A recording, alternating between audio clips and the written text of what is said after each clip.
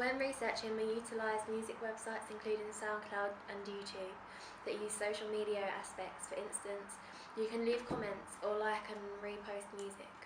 If we had done this media project 10 years ago, these forms of social media music sites would not have been around, so finding inspiration would have been much harder work. We would not have been able to copy and paste HTML links from YouTube onto our blogs, so we would have had to make tapes or videos, etc. In our planning, we produced a storyboard so we knew exactly what the shots were going to look like and in what order we needed to take them. This process wouldn't have been affected 10 years ago, as we wouldn't have needed to use the technology. Also, we produced a shooting schedule so we were organised and knew exactly when to book equipment. Additionally, we produced a timetable of the days in which we were both free. This helped determine what days we could do further filming, as we had some complications on our first shooting day, as the battery for our camera died not long after we reached our location. We used new media technologies when planning. We used the scanner to scan in all our schedules, and we created an animatic storyboard on Premiere Pro to get an idea of how it would look. This included the outtrack.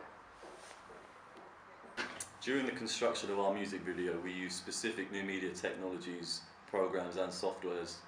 The main one being Adobe Premiere Pro. Different editing techniques are available. For instance, you can cut, trim and just move footage together, which you could create continuity editing sort of vibe, or you could make jump cuts by cutting pieces out of the footage so it sort of jolts in between and moves forward in time. Moving on to more complex editing, we use video transition effects to gain a blurred overlay of the artist with a sort of opacity effect on it also. As well as this, we changed the saturation and colour balance of every piece of footage in the music video, but in some areas it was more harsh and abstract. It was quite frustrating to just add an effect, because sometimes it looked a bit effecty, if you understand what I mean. It looked out of place, so we had to really be really accurate and set exactly the right kind of balance and saturation so that it looked realistic. We also used Adobe Photoshop and Adobe Illustrator CS6. On these programs we created the main title for the music video, which you'll see at the beginning, which is just made up of basic graffiti text. It just says the name of the song and the artist, I believe, if I remember rightly. The album advertisement and the digipack were also on these programs. We had some good things that happened and some bad things that happened during that. We struggled to get the opening title onto the main video, as we had to change the mode of the file because it wasn't formatted for the actual right thing. But we had some good things as well. So, yeah. New media technology allowed us to place our media products alongside others.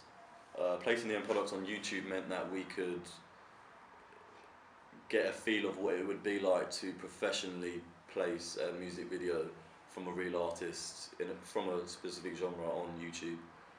The general users and subscribers of YouTube can leave comments, praise, criticism just underneath the video, and this allows us to see what people thought of our video, and just gives us general evaluative information and audience feedback. And 20 years ago you wouldn't have been able to do that, because there weren't websites and internet sites that would allow you to do that and leave comments and criticism for other artists to work off. Also, there is clear media convergence, as the use of different new media technologies combined creates this convergence